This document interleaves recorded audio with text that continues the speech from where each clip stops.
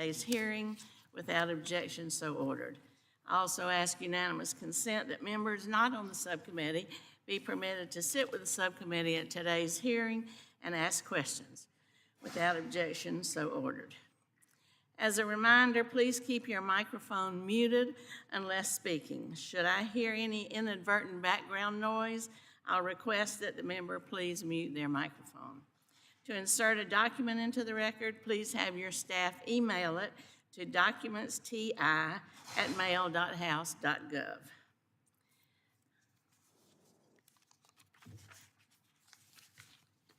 I want to thank our administrator, Ms. Criswell, for joining us today to discuss FEMA's priorities for 2022 and the agency's 2022 through 2026 strategic plan. Since you were last here in June of 2021, this subcommittee has heard from several panels of witnesses that climate change, severe related weather events, and development in high-risk areas have changed the emergency management landscape. Today's disasters cause more damage, have greater impacts on communities, and require more time and money to recover. These new challenges to the recovery process make it imperative that FEMA cut the red tape within its assistance programs and deliver resources to individuals and communities in need in a timely fashion and in an equitable way. I continue to hear from stakeholders and witnesses that bureaucracy is adding inordinate complexity to the recovery process. As FEMA processes a record number of project worksheets and a multitude of individual assistance applications, it must become a priority to identify common sense ways to simplify these pipelines. Make no mistake, I'm impressed by the work that the men and women of FEMA have done to rise to the challenge time and time again, especially over the past 5 years as the workforce has been stretched to its limits. Now's the time to provide reinforcements so that FEMA can meet its present and future mission. Last month, I introduced bipartisan legislation designed to ensure FEMA has the tools it needs to recruit and retain qualified workers for its cadre of disaster reservists. The GAO and the RAND Corporation have stated that providing FEMA's workforce access to adequate protections, training, and benefits will enhance the agency's capabilities and create better outcomes for disaster survivors and communities. The unprecedented number of emergency and disaster declarations and capacity challenges burdening FEMA today must also inspire us to make proactive investments that will reduce the impact of future disasters and protect our communities. Mitigation is a proven way to save lives and property, and it's cost-effective. I strongly support expanding funding for mitigation projects at the local and individual level. I hope the House will take a positive step today by passing the Bipartisan Resilient America Act, which I was pleased to support with Chairman DeFazio, Ranking Member Graves, and Subcommittee Ranking Member Mr. Webster. This legislation will boost resources for pre-disaster mitigation, including assistance for communities interested in updating their building codes. It will also establish a pilot block grant program so that states interested in assisting residents in the wilderness-urban interface can enhance defensible space around their property or install fire-resistant building materials. Mitigation cannot be effective unless it's fairly distributed across all communities. I'm concerned about stakeholder feedback that FEMA's mitigation assistance programs are only reaching the largest and best resources communities. The complexity of the hazard mitigation application process makes it nearly impossible for small, disadvantaged, and rural communities to successfully access these funds. I appreciate your attention to a letter sent by this subcommittee's leadership, which posed a series of questions regarding FEMA's efforts to streamline the hazard mitigation grants process. And I hope that implementing reforms to make this process more accessible will continue to be a shared priority of the committee and the agency, so we move towards more equitable recovery programs. Administrator, I want to thank you for your work, what you have done to guide FEMA in a positive direction. by acknowledging and addressing the impacts of climate change, prioritizing equity, and investing in mitigation and resilience. We look forward to your testimony and discussing how this committee can work with you to make additional progress in supporting disaster survivors in 2022 and beyond. I'd now like to welcome our, you want me to go ahead and do another statement? Okay. I'd like to now welcome our ranking member, Mr. Webster, for his opening comment. Thank you, Chair Titus. I want to welcome and thank the administrator for coming today. And FEMA has a mission critical to our nation and my home state, Florida.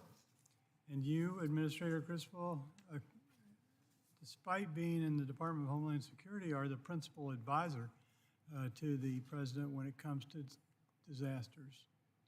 A congressional review of the response of Hurricane Trina indicated how critical it is for the lead emergency manager, not the Secretary of Homeland Security, to advise the President. And that experience and knowledge is needed even more today. In recent years, we have seen the number of and cost of disasters increase from hurricanes, floodings, ice storms, tornadoes, floods, other things, wildfires. Unfortunately, we all must work towards solutions that will lower costs, save lives, and through mitigation and preparation. But we also need to look to how declared disasters can be closed out faster so FEMA, state, local resources can focus more quickly on preparing for the next disaster. The only sub to that is when in regard to flooding in our area, the floods don't come for maybe a month or two afterwards when they crest bills. So I want you to be fast, but not too fast. Building and mitigation has been a bipartisan priority of this committee. Studies have proven that every dollar spent, invested upfront, can avoid $4 to $11 in disaster damages. While the committee has passed legislation that supports this goal, it does not help if the funding does not get out the door in a timely manner. While I appreciate the importance of the many objectives of FEMA strategic plan, in order to achieve these goals, it is important for us to identify concrete steps in streamlining FEMA's processes. It seems every time we pass reforms intended to make the process more accessible and faster, red tape creeps back in, or applicants in one state are told something different than ones in another state. In February, we received testimony from various stakeholders and the GAO detailing ongoing challenges in FEMA programs. A common theme is much of the feedback related to the cumbersome process, inconsistent decisions, and confusing communications. Unfortunately, these have been persistent issues. We need to work to find solutions, and the solutions are sustainable, clear to applicants, and consistently applied. I look forward to hearing what you have to say about FEMA priorities and strategic plan, how it can help improve our federal emergency management system. Thank you, and I yield back. Thank you, Mr. Webster. I now recognize the chairman of the Committee of Transportation and Infrastructure, Mr. DeFazio. Thank you, Madam Chair. Thanks for holding this timely and important hearing, and thanks to you, Administrator Criswell, for taking the time to be with us today. It's critical that we discuss FEMA's short-term and long-term plans to meet challenges posed by an evolving disaster landscape. Natural disasters have become more frequent, more intense, and of course, more damaging and costly. And they're having a greater impact on communities across the nation. And it's critical that FEMA have the capacity to respond to this growing challenge. And to meet this goal, I believe FEMA needs an expanded workforce. We're also working on how we can help with reservists and for who get called up, and we have to be able to be certain that your programs are implemented as effectively, efficiently, equitably, with as little red tape as possible, but protecting against the potential for fraud and abuse. My state, my home state, Oregon, we got great natural beauty, but we also have great risk of natural disasters. Flooding, wildfires, the potential for a massive, once in 350 to 500 year earthquake at 9 on the Richter scale, which would bring tsunamis. And then, of course, we had the unprecedented extreme heat events last summer, which caused mortality in Portland, the second least air-conditioned city in the country because we never needed it before, and Seattle. We had temperatures that were so far above the norm, it couldn't have happened. There's a consensus of scientists without the impacts of climate change, and it'll happen more frequently. So new challenges for FEMA and things that we need to prepare for, as the chair mentioned, with mitigation in advance.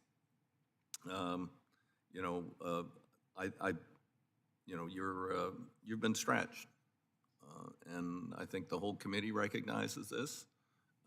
Your workers have done incredible things with, in my opinion, inadequate resources. And we want to hear more about your 22-26 strategic plan and how you intend to expand your capacity and be able to deal with these disasters as they happen.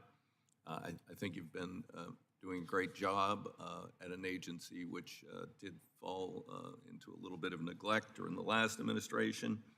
You've taken us through the pandemic, a whole different and new challenge. Hurricane Ida, Kentucky tornadoes, while you're reforming programs at the same time, which is long overdue. I'm pleased you've made equity a priority, and the agency continues to seek innovative ways to restructure its programs. In particular, the issue of documentation.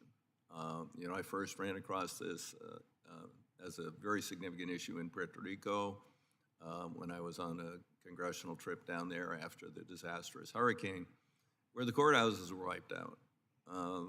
People had no way of providing the documentation that was initially being demanded, and they were all routinely being denied.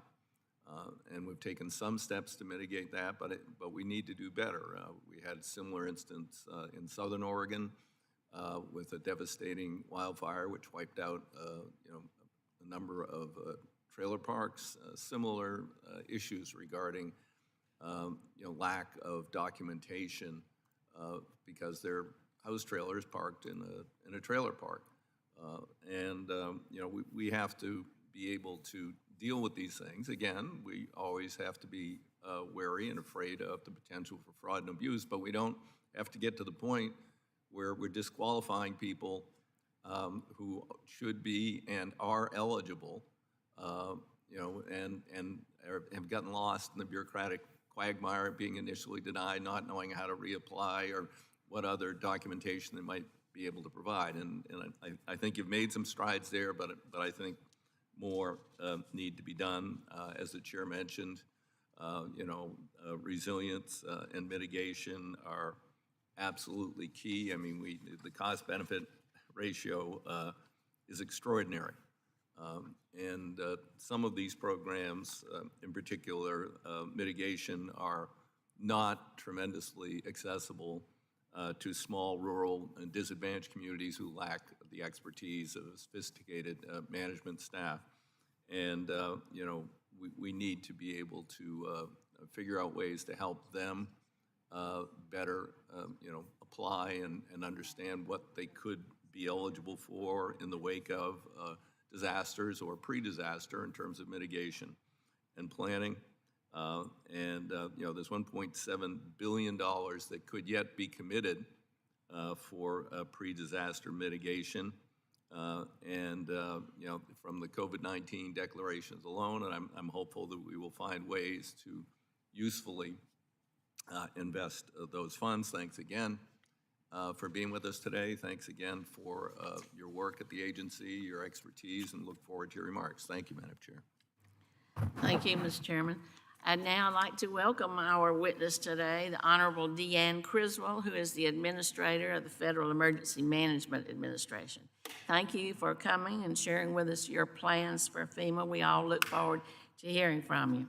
Without objection, our witness's full statement will be included in the record. And Minister Criswell, you have the floor. Thank you very much. Good morning, Chair Titus, Ranking Member Webster, and members of the subcommittee. Thank you for the opportunity to testify before you today. The field of emergency management is at a pivotal moment. We are seeing tremendous change in the landscape of risk and in our professional roles. While our mission has not changed, our operating environment has. 10 years ago, we managed an average of 108 disasters a year. Today, we are managing 311. That includes the ongoing response to COVID-19. The changing climate is the biggest crisis that is facing our nation. It is making natural disasters more frequent, more intense, and more destructive. And this pattern will continue for the foreseeable future. And at the same time, structural inequities in our society are compounding the impacts of disasters for our historically underserved communities. The 2022-2026 FEMA Strategic Plan identifies 3 ambitious goals that we must achieve to address these challenges. First, we must instill equity as a foundation of emergency management. It is important to recognize disasters affect individuals and communities differently. We must commit ourselves to reducing barriers to access and commit to developing equitable outcomes for all survivors. We must put people first and reduce the burdens to individuals and communities by making our programs simpler, more accessible, and more user-friendly. We have already made important changes to the way we provide assistance to make this true. For instance, some homeowners had difficulty proving they owned their homes if their property had been handed down informally through the years. We expanded the types of ownership documentation that we can accept, like receipts for major repairs or improvements, court documents, public officials' letters, mobile park letters, and even self-certification for mobile homes and travel trailers as a last resort. In addition, FEMA has changed the way we calculate the threshold for property loss to qualify for our direct housing program, such as a trailer or a mobile home. The change resulted in more than 1,400 families receiving assistance who would not have been considered for direct housing in the past. That means 1,400 families with a roof over their head, a bed to sleep in, and a stove to cook with. These are just a few examples of where our people-first approach has made a difference, but we can and will do more. We also know that the more our workforce resembles the nation we serve, the better we will be at serving our nation. This is why our strategic plan focuses our recruiting efforts to reach individuals from underrepresented communities, including through partnering with organizations like historically Black colleges and universities and other minority-serving institutions. Our goal is to create hiring pipelines from these institutions into the field of emergency management, opening new opportunities for underrepresented communities who may not see themselves reflected in today's workforce. As you know, FEMA is not just a response and recovery agency.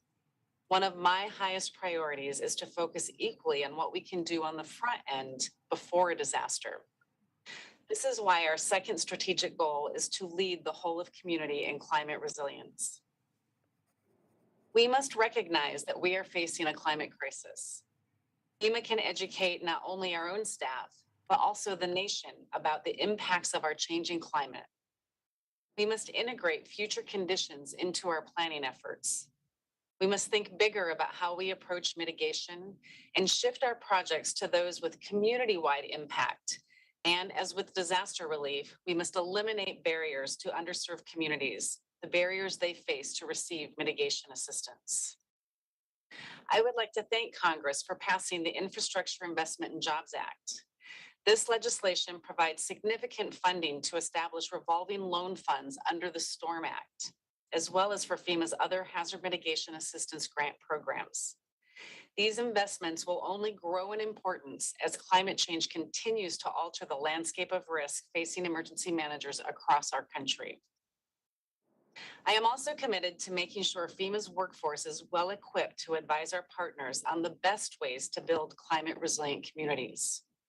I am directing a new collaborative steering group comprised of FEMA leadership to begin a multi-year initiative to incorporate the dynamics of a changing climate into relevant training, planning, grant eligibility, and exercises as appropriate.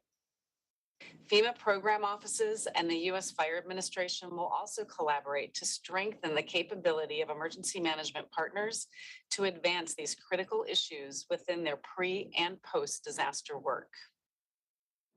Our third strategic goal is to promote and sustain a ready FEMA and a prepared nation.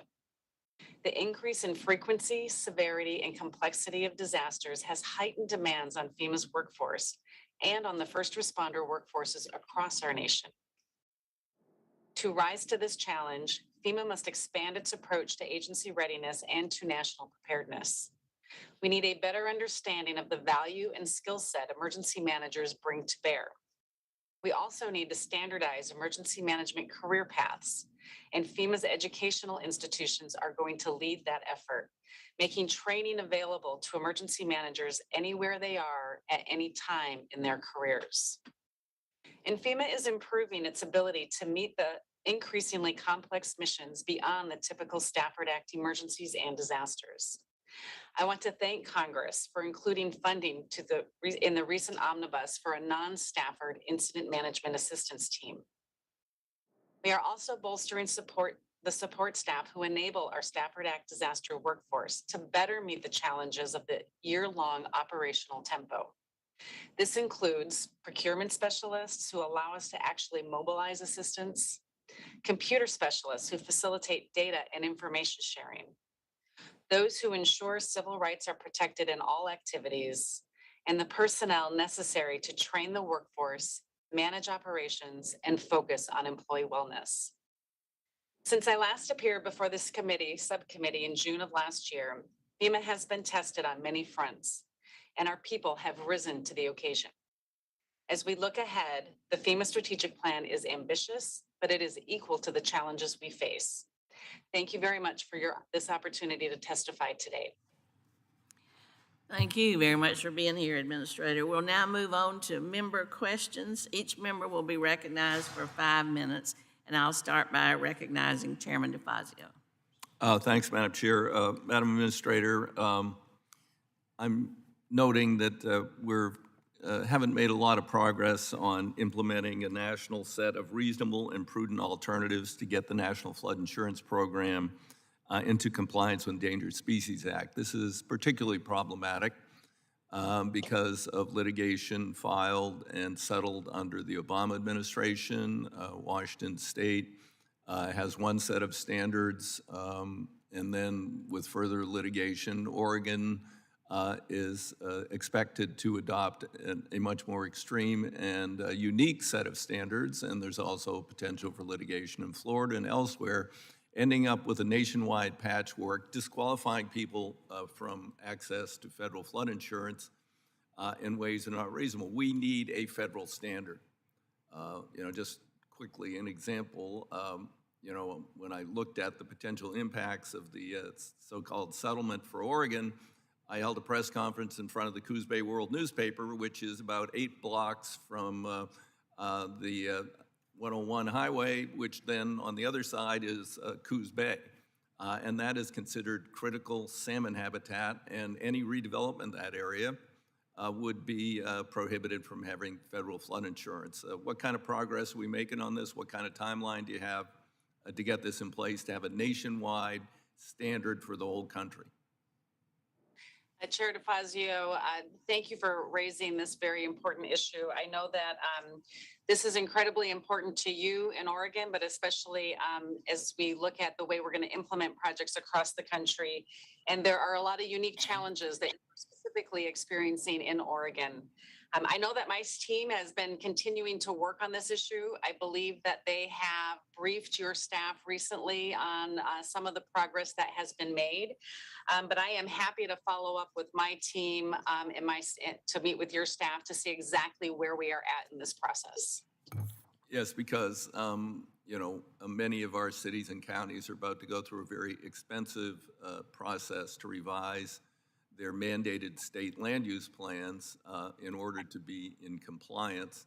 And if, once they begin that process, I mean, they're going to be spending money and resources they could better use elsewhere if suddenly we're going to be looking at a new national standard versus the unique standard that's been established for Oregon. So I would appreciate that.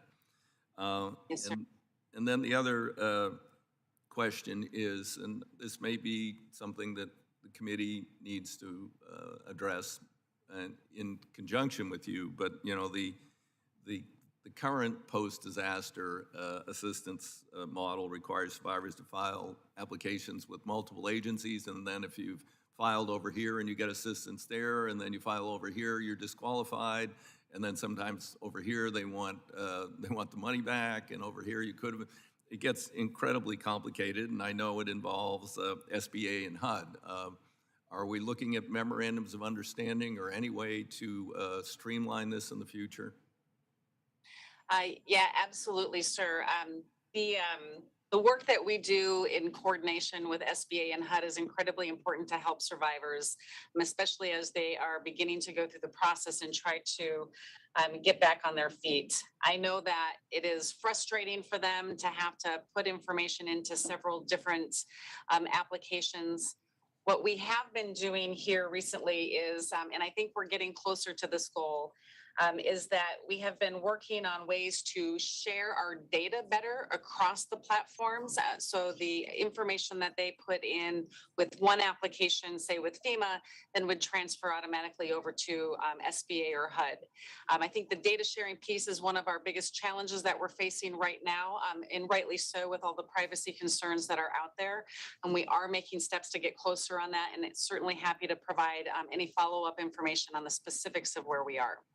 Okay, and if the committee needs to be helpful with those other committees of jurisdiction here, I'm certain that the chair would be willing to hear from the agency on any assistance you need, as would I, and I'm sure would other members of the committee.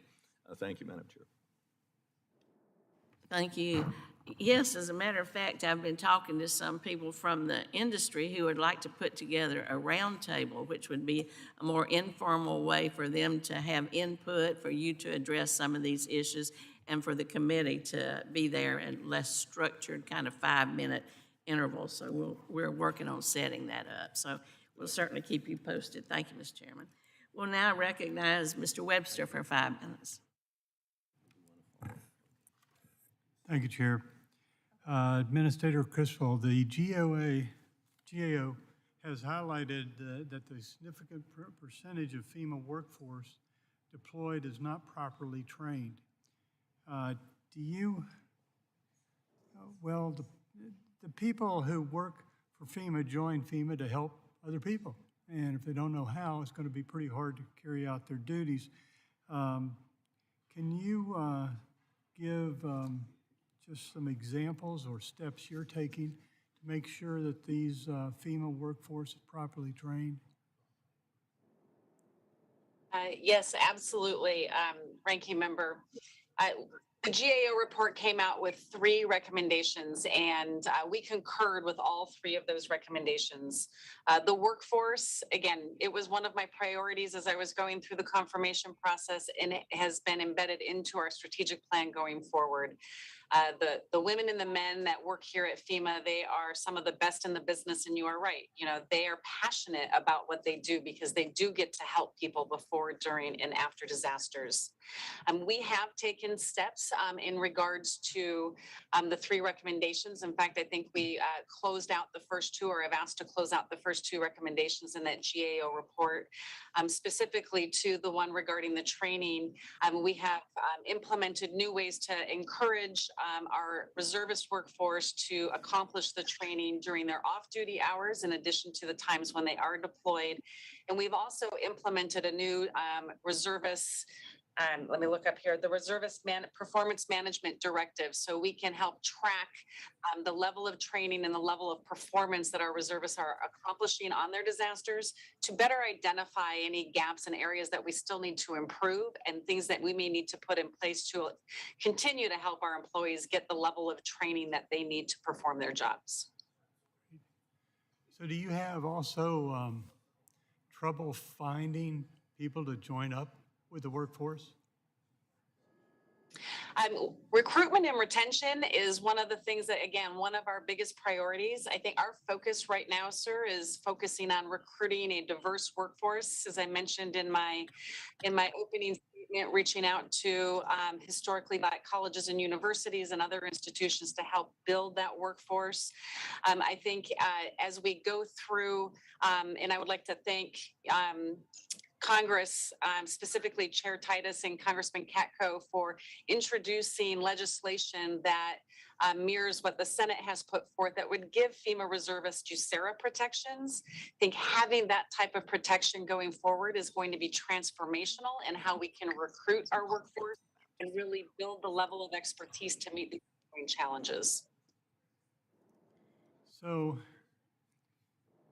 consistency and coordination across federal disaster assistance programs has been an ongoing issue. Some stakeholders have proposed a universal application for all disaster programs. What are your thoughts on that kind of solution, so that if you ask one state and another state, it would be the same advice, same procedure, same stepping stone? Yeah, again, sir, I think absolutely, if we can find ways to help create more of a single type of application, it's only going to make it easier for individuals to access the assistance that is available to them during disasters. Again, I think we are making some progress in that stance. Right now, working on our ability to share data, I think, is going to be the biggest step forward. So at least if they're entering information in one platform, it gets transferred automatically over into another platform. But we are going to continue to push on how we can bring the different application processes together to make it simpler and easier on the individuals that are applying for assistance. Does it go across also, like, does it bridge different kinds of disasters? Like, there's hurricanes, but there's also floods, there's also wildfires. Is there some commonality there also? I think if I'm understanding your question correctly, if an individual experiences a type of disaster, and we're talking about individuals, then as they go into FEMA system to apply for assistance, it doesn't matter what type of disaster they are trying to recover from. The same information is out there, and then again, working with HUD and SBA to try to share that data better so they can more easily transition through their recovery programs as well. Thank you so much. I yield back, Chair. Thank you, Mr. Webster. I so appreciate you, Administrator, for mentioning our bill, Mr. Katko's and my bill, about creating this reserve force. We're really pushing hard to get that through, and I think it will make a difference. I'll follow up on a question by the chairman about the patchwork for floods. You know, there are 10 different regions, and we always hear that there's inconsistency in the decision-making from one region to another. It's not just about flood insurance. I wonder if you are planning to have some strict guidance so people who are working in one area on these issues will know the expectations and they'll be the same as those working on another. And that also helps with the equity issue that we think is so important. Can you discuss how you're moving towards perhaps greater consistency within the agency? Absolutely, Chair Titus. I think I have heard that same thing. I have been to many different states during disaster response this year, last year, but also to follow up on some of the recovery operations that are happening around the country from previous years. And I have heard the same thing many times about needing consistency in how we do things. I think it needs to be a balance.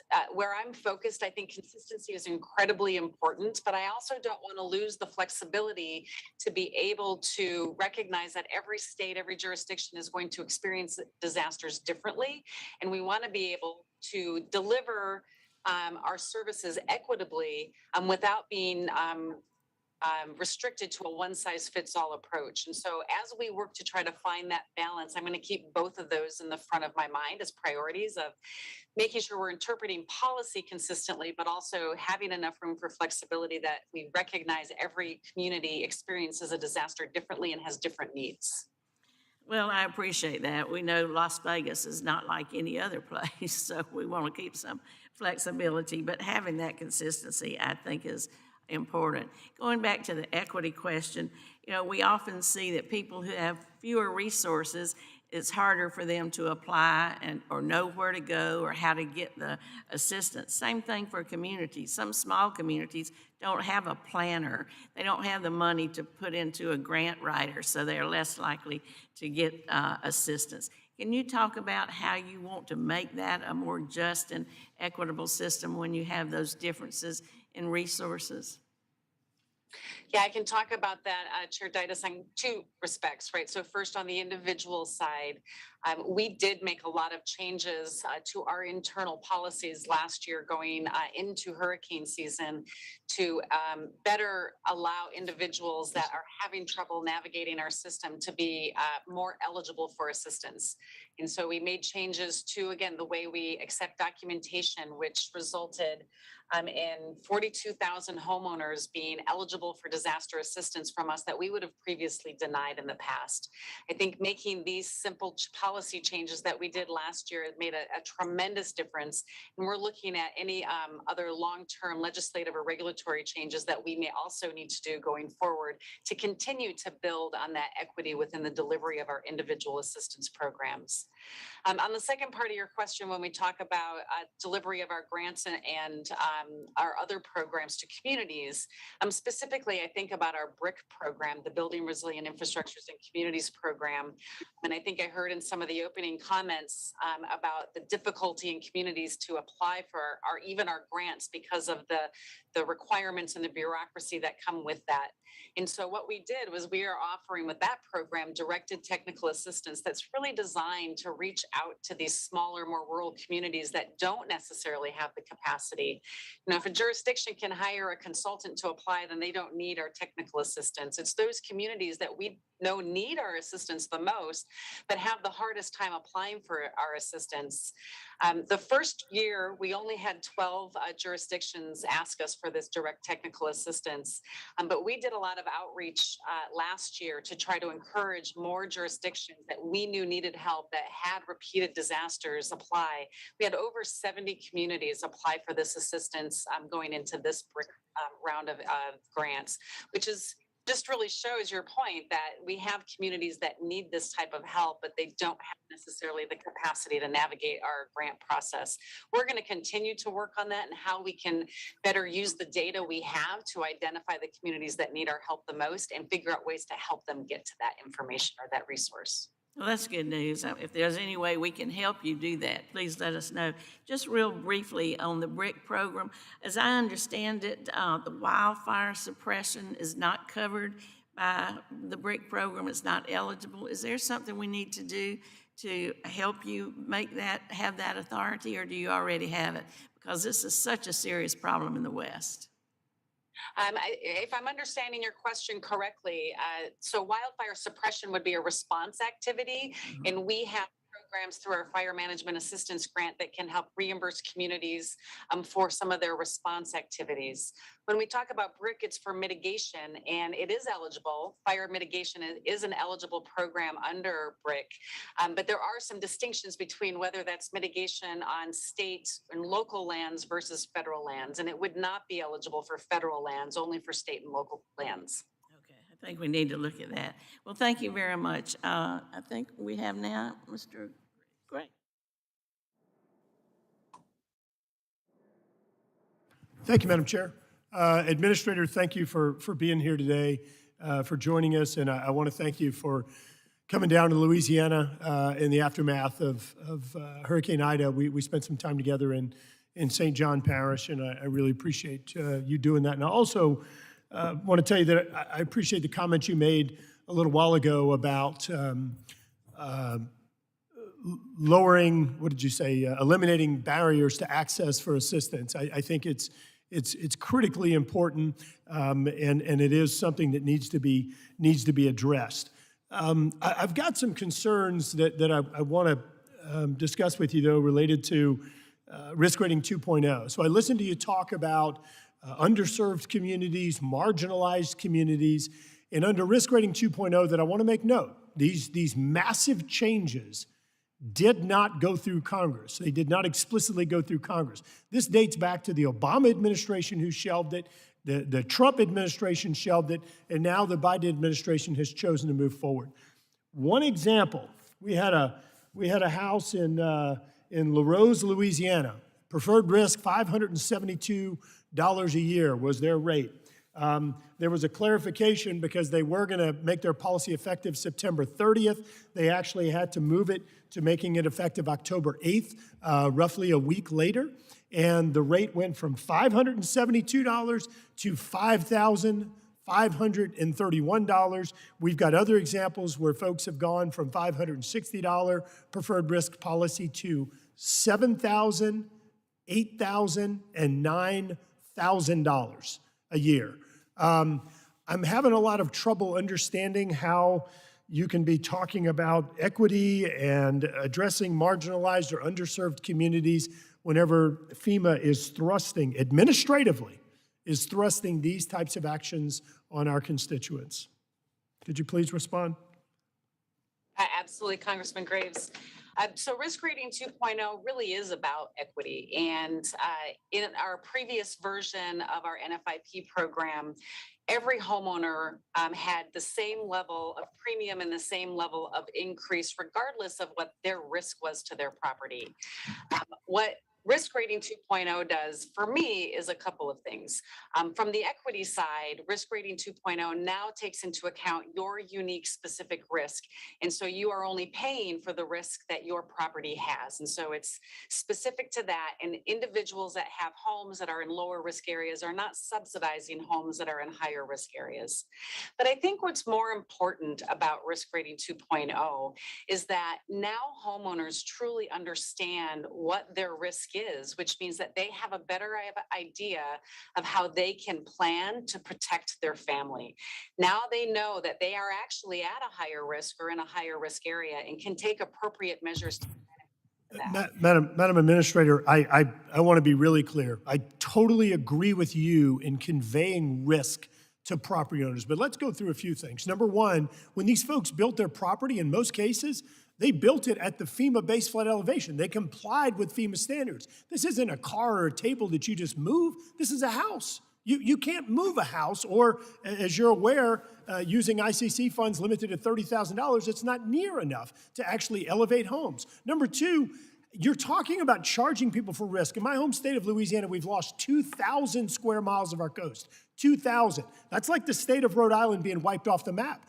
That is not because of the actions of our constituents. It's largely the responsibility or actions of the federal government that have done that. Similarly, we're draining parts of Canada, New York, Montana, and others, one of the largest watersheds in the world. They're sending us more water. Again, not things we can control, yet you're charging our constituents for it. First Street Foundation did an analysis looking at the rates under Risk Rating 2.0. They found in their analysis that the state of Louisiana was the only state that was actually overcharged, that Risk Rating 2.0 overcharges Louisiana. We asked your front office for an explanation of that. We asked for it before our April 1st meeting, and they failed to provide us a response. I want to ask if you could please get us that information. Lastly, Administrator, look, I know you got a heck of a job, and I heard you rattling off statistics about the number of disasters.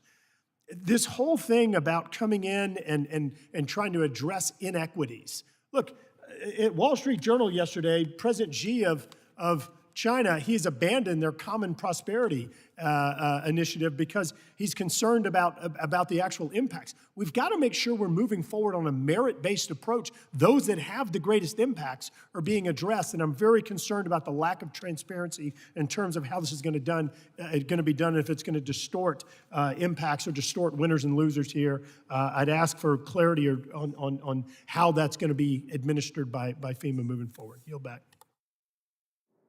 Thank you. I now recognize Ms. Norton. Thank you, Madam Chair, for this important hearing. Administrator Criswell, FEMA lists its goals, strategic plan for the next 4 years. And one of on that plan is to curate a workforce that reflects the nation's diversity. Could you please elaborate on FEMA's plan to partner with historically Black colleges and universities and other minority serving institutions to establish a hiring pipeline in the field of emergency management? I am a member representing in a district with 2 HBCUs, so I appreciate this effort and would be interested in sharing the details with my constituents. Absolutely, ma'am. Yeah, I think one of the most important things that we can do is build a workforce that is representative of the communities that we serve. I have seen, just by having conversation with our employees as we were developing our strategic plan, as well as we have been revising some of our programs to include even our preparedness messaging, the importance of having individuals here within our workforce be able to speak on behalf of the different cultures across our country. So our primary goal is to make sure that we are building that workforce that represents those communities. And we have started an initiative to reach out to historically Black colleges and universities and other minority institutions to try to build that workforce. We have done a great job in the last year of creating a better, diverse workforce as it regards to gender over the last year. Much of my leadership team are now women, which is exciting. But we do have some work to go in building a culturally diverse workforce. And initiatives like reaching out to the HBCUs is one of our first steps to try to achieve that goal. Well, when disasters strike close to home, it is the local communities who are that is impacted and is most ready to serve. What efforts have been made to recruit and train a diverse workforce pulled straight from local communities? I think that is a fantastic point because many of the employees that I have talked to came to FEMA because they were a disaster survivor. And so what we have is when we do have an incident, an event that happens, we have an aggressive local hire program that we set targets for hiring people from within the communities. I think it does a couple of things, right? It, one, brings people into our workforce that know their communities best, but it also helps us build a workforce of the future that then knows what it's like to be that disaster survivor and can help us continue to change and evolve our programs to meet their needs. And so our local hire program has been one of our best tools to increase the number of employees we have that are supporting the actual communities that have been impacted. Well, I'll be looking very closely at that local hiring here in the District of Columbia. The New York Times in June 2021 reported that white disaster victims received more from FEMA than people of color, even when the amount of damage to their homes and properties is the same. Could you explain why this occurred? Yeah, I have read that report and I have read other articles that have the same claims. And what we have found is that we have made our policies very difficult, I think, for those individuals that need our assistance the most. That is one of the reasons that we made some changes to our policies ahead of hurricane season last year by changing the type of documentation that we accept for both homeowners as well as renters, which has accounted for close to 100,000 additional individuals being eligible for FEMA assistance that in the past we would have denied. But we've also, and I think maybe even more specific to your question, we used to have a set threshold for individuals to be eligible for our direct housing program. And it inadvertently discriminated against people that have lower incomes or lower value homes. And so one of the other changes that we made was moving from a set threshold to a price per square foot. So regardless of the home's value, everybody had an equal opportunity to be able to be eligible for our program. And that resulted in an additional 2,700 families being eligible for direct housing after Hurricane Ida. Thank you very much. I see my time has expired. Thank you. We'll now go to Mr. Massey. Thank you, Madam Chairwoman. In 2011 and 2012, I was a county executive in a rural county, and we had been struck by flooding before I came into office and when I came into office. And when I came into office, we were still trying to get the disaster relief from the previous event from before I was elected to that office. And then when we had an event, it was understood that help from FEMA would be months, if not years away in this process. And I contrast that with these folks from the USDA, and I'm sorry I don't know the exact name of these programs, but they came in at the speed of need and looked at the disaster and said, okay, we're gonna authorize this and we'll reimburse you as soon as we can. These were literally roads and bridges that had been washed away, and people needed to get to work. School buses needed to go on these roads. And again, it's a small rural county budget where you don't, if you had the resources to fix it immediately, you wouldn't need FEMA. But we didn't have those resources. So that was always something that was frustrating, and I wondered why the USDA, under a much smaller program, was able to come in and do these things in a matter of days, whereas FEMA was going to take months and years. And I'm sure things have improved somewhat since then. But can you talk about how you might be able to coordinate, or how you have coordinated or will coordinate with other agencies to increase the speed? I know you have trouble recruiting the people that will go and do this assistance, but maybe those people already exist in other agencies. Congressman Massey, I can't speak specifically to what you're talking about with USDA. I'm happy to have my team get back with your staff to find out exactly which specific program you're referencing. But there are different authorities and different jurisdictions that federal agencies have responsibility for. Some of our projects are very complex when we're going in, and it may seem like a simple project to repair a road, but it could be a very complicated project that has environmental reviews. And so we do work closely with the communities to make sure that we are understanding what it is that they want to do and they need to do. We also have the ability to do expedited project worksheets for some of the costs that they incurred early on, so we can help get them back on that road to recovery quicker. There are some other mechanisms that we can use to work with communities to help them through this process, because I do understand, I was a local emergency manager in Aurora, Colorado, and sometimes those resources readily available up front. And so we do have teams that can work with communities to better understand what their cash flow needs are and how we can assist them in getting these projects off the ground. Thank you very much. Yeah, just understand that for small rural communities, $200,000 provided within a week of the disaster is sometimes worth $2 million that's provided a year later after the work's already been done and the county's already had to put the money out. So thank you for being sensitive to that. We need help at the speed of need. Another question that I have is, the private sector employs modern technology to more accurately and in a timely fashion assess damages after an event, after a hurricane or a tornado or something like that. And a small sampling of FEMA assessments following Hurricane Michael indicated that the private sector method was more accurate in assessing damage. Has FEMA explored testing new technologies to speed up the process? Yes, absolutely. I think that one of the things that we have actually learned through the last 2 years with COVID-19 is our ability to do some of the things that we would normally do in person using technology more. And we are continuing to gather the information of where we were able to improve the delivery of our assistance.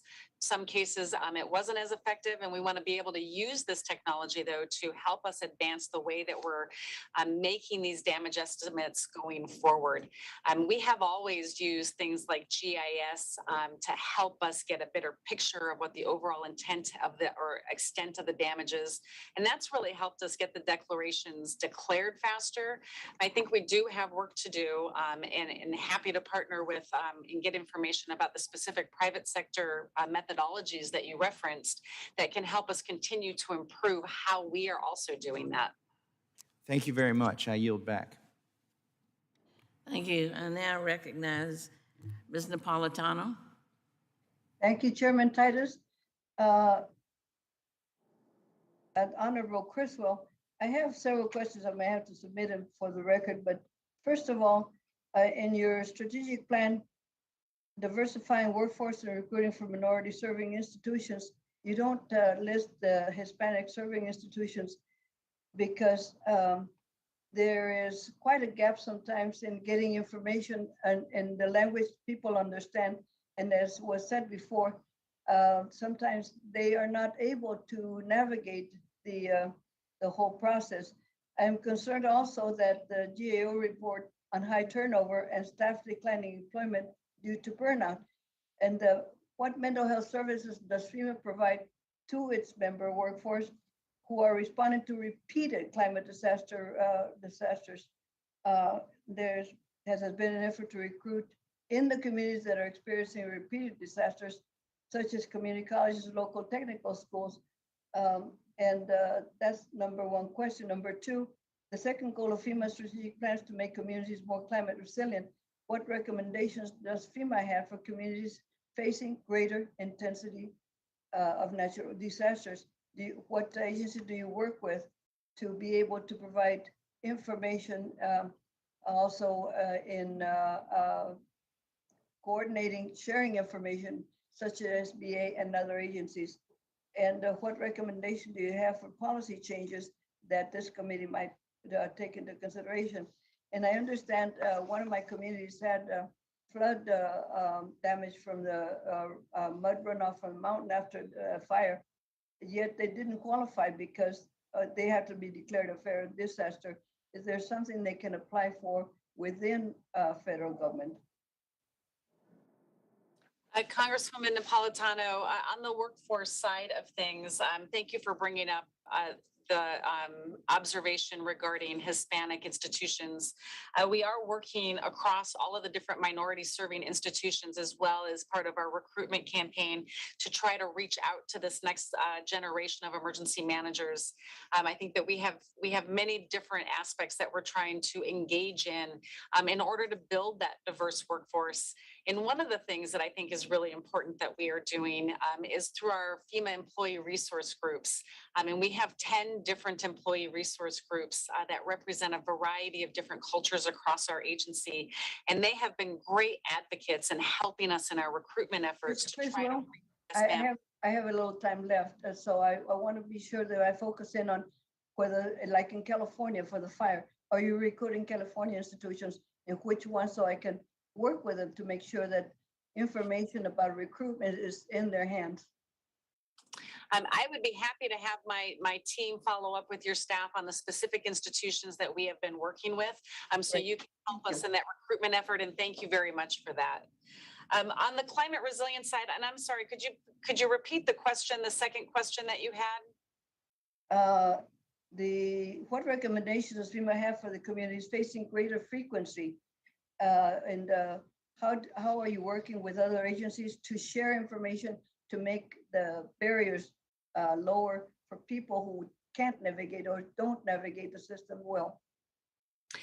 So I think the the amount of funding that we've been able to put in last year to hazard mitigation, close to $5 billion between the BRIC program and our HMGP program, is really going to be instrumental in our ability to reduce the impacts that we're seeing from disasters across the country. Such as what would you focus on? The fires, the floods, the hurricanes? Yeah, I think it depends on each specific community, right? It's eligible for any of those activities. And so, for example, in California received one of the highest rated projects for wildfire mitigation under our BRIC program.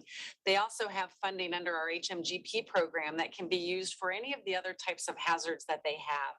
And so we're partnering with agencies like NASA and NOAA to help better get data that's specific for jurisdictions to use to understand what their risk is, so they can use that knowledge to build the type of applications to better utilize this funding to have more of a community-wide impact on their specific risk. Okay, pardon me, but what about the mental health process delivery to your employees? An incredibly important topic. The mental health and well-being of our workforce has been one of my primary considerations. We just came off of responding to 2 years of COVID-19, along with many other disasters. And my team, they are strained, right? They've been doing some hard work and helping people during their worst times. And so we are always very concerned about their mental health and well-being. We have put some programs in place here, and we have resources that are available. And one of the things that I've gotten the most feedback on from our employees is that we pushed out to everybody's mobile devices the Headspace app, so they could have a resource and a tool that was available to them anytime that they needed it, to just kind of take that mental break. But that's just one of many different things that we have been doing here we have counselors that are here, psychologists that are here to help individuals, and we do webinars to really make sure that we're putting that mental health first and foremost for our employees. Yeah, but sometimes they don't realize they need help. Thank you, Madam Chair. I yield back. Thank you. We'll now recognize Ms. Van Dyne. Thank you very much. And thank you very much, Administrator Criswell, for being here. You know, I have yet to encounter a racist natural disaster, but it seems to be what some of my colleagues here today are suggesting. There are legitimate victims of natural disasters, and I would hope that that would be where our focus is, and not on those manufactured victims by identity politics. I'm very confused about what's happening here today. I worked for HUD for 2.5 years, and I worked at a time during Hurricane Harvey, representing Texas and great states like Louisiana through their hardships. And there are some wonderful people at FEMA. Your RA, Region 6 RA, Tony Robinson, is phenomenal. He can tell you firsthand about some of the experiences that we have had working with people. We are trying to give them streamlined help going through some of the worst experiences in their lifetime, and making sure that they get the help that they need when they need it, and that the other departments are working hand in glove, like FEMA and HUD. One of the most experienced people that I talked to during this time was Representative Garrett Graves from Louisiana, and that's why I'm going to yield the balance of my time to Representative Graves. Thank you, Ms. Van Dyne, and I want to thank you for your work with HUD. Administrator, Congresswoman Van Dyne brings up a really good point. She brought up the fact that you know, FEMA and HUD and disasters are not, they don't discriminate in any way, shape, or form. Yet, under FEMA's policies, under FMA and under BRIC, the Flood Management Assistance and the BRIC program through the pre-disaster mitigation dollars, the programs are participating in the White House Justice 40 initiative, which I'll make note again, was not something that Congress ever passed. And under that program, a minimum of 40% of the funds are going to go toward communities that are, quote, disadvantaged. Look, we represent Cajun folks, we represent tribal communities, folks that have been disadvantaged by the federal government. There's no transparency in how these funds are going to be distributed. None. And I just want to know what we need to be telling our folks at home. Are they going to be discriminated against through this Justice 40 initiative? I think that it's a really important topic that we need to have a conversation about. When I talk about underserved communities, I'm talking about any community across this country that we have seen that has been disproportionately impacted by disasters. I've seen a number of those communities in Louisiana. I've seen a number of those communities in Texas. Our goal with all of our programs is to make sure that we are working really closely with our state directors to better identify the communities within their states, because they know their communities best, to help them apply for the assistance that is available. Because we're talking about small communities. I'm talking about rural communities in the Midwest that have staffs of 1 or 2 people that just don't have the capacity to apply and navigate the bureaucracy that we have to get the type of resources that are available. So I'm committed. Sure, that we are- I mean, but what about communities in South Louisiana, in Texas, in Florida, in New York, in New Jersey, in North Carolina, and other places that, in my opinion, are being discriminated against by FEMA through Risk Rating 2.0 by the huge surge in their flood insurance rates? Are those people going to get a disproportionate amount of assistance from FEMA to help to make these communities safer whenever the vulnerability they're experiencing has nothing to do with anything they've done? Yeah, the numbers that we're showing right now, as Risk Rating 2.0 has just been rolled out, is that 90% of the individuals had either a reduction or the same level of increase that they would have had under the previous program. In the previous program, everybody would have had an increase. But we do understand that there are some parts of the program and there are some individuals that are going to see much larger increases in this. And that's why there's 2 things that we're working with, right? One is that nobody will see an increase of more than 18% per year. But 2, we are working with Congress on an affordability plan, because we do recognize that there are individuals that are going to have a hard time with this. We completely support the Affordability Act to make sure that everybody has equitable access to the insurance premiums But Madam Administrator, what's happening under Risk Rating 2.0 is you're charging people for, quote, increased risk that FEMA's identified that these people had nothing to do with. They built their home in compliance with standards. The solution here is actually to build better flood protection. That's the solution in every state, not to go out there and charge these people unaffordable rates. I want to make one last point. You have your climate. Grace. Oh, I'm sorry. Sorry. Okay, thank you. You know, I just can't sit here and have someone say we're making up racist disasters. I have to respond to that. You heard Ms. Norton quoting the New York Times article that white communities were much more likely to get in an extra amount of individual assistance funds than black communities. I mean, the figures are there. This is not something you're making up. Underprivileged communities are those that often are in the most disaster-prone areas, whether it comes to flood or air pollution or these heat zones. This is evidence out there in the statistics. This is not something this committee is making up to try to have some racist policy to benefit some groups over others. We're trying to do away with that and have a more equitable policy. So those kind of just throwaway remarks are just, you've got to, there's no evidence for that, and we're just not going to let it stand. Now we'll recognize Mr. Stanton. Thank you very much, Madam Chair, for the opportunity to join the subcommittee here today. Administrator Criswell, welcome. The city of Maricopa in my home state of Arizona is growing at an exponential rate. At incorporation in 2003, the city had only 1,500 residents. Today, it has nearly 70,000 and is averaging nearly 150 residential housing permits per month. The city had been working with the Corps of Engineers on a regional flood control solution, but it became too costly and would have required the city to remove 1 mile swath of land from development. Instead, the city proposes to build a project that will protect residents and businesses from flooding without hindering its growth. The city submitted its first set of plans to FEMA in February for review, and I, along with every member of the Arizona congressional delegation, sent you a letter requesting an expedited review. How can FEMA expedite consideration of this important project to ensure that the city is able to get the flood protection it needs?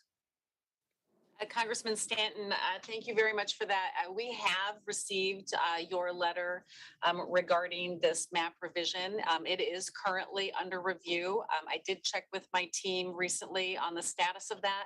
We do expect a response in the next 40 days or so on what the next steps are going to be as we work with the city of Maricopa on what they need to do next.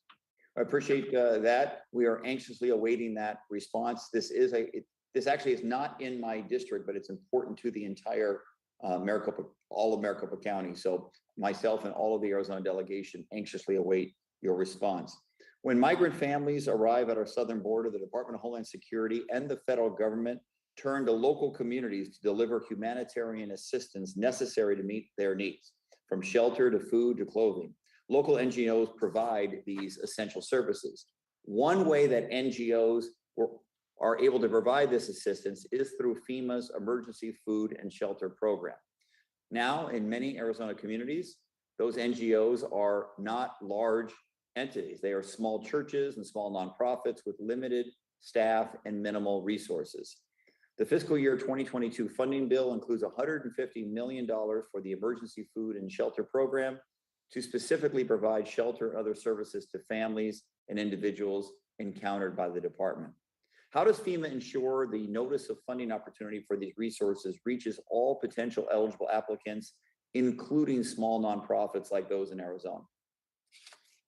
Thank you, Congressman. The Emergency Food and Shelter Program is an incredibly valuable resource for this humanitarian mission. And we do have $150 million that is available to go to nonprofits to help with this mission. This program is a grant that's funded by FEMA, and it's given to a board, and that board makes the decisions on how that information is, or how that funding is distributed. I'd be happy to get back to you and your team with some specifics on how they do their outreach when the funding is available. We very much like that follow-up. What opportunities exist to increase local NGO awareness of these resources and provide expanded support to ensure that they are able to apply for these funds? I think that we have many programs that we can tap into to help increase that. First, our Center for Faith-Based Services has done a lot of outreach to nonprofits to help them understand the many programs that are available to them in addition to this one. And so we can continue to work with your staff if there's something specific that we're not reaching, like if there's a specific example where we haven't been able to get to those communities, I'd like to know that so then we can work on our outreach and engagement plan to ensure we are getting this information out to all of those that could utilize some of these resources. That's very much appreciated. We'll look forward to that follow-up and having a deeper conversation about some of the smaller organizations in Arizona that need these resources because they provide essential services to communities in need. With that, I yield back. Thank you, Mr. Stanton. Well, that concludes the questions that we have and at the end of the hearing. But Mr. Webster, do you want any final remarks? I don't. Well, thank you so much, Administrator. We very much appreciate your being here. We've got some answers and some additional questions that we'd like to follow through with. Also want to thank you and FEMA for all their help during COVID. I know they were really on the front lines in Nevada, and I'm sure in other places too.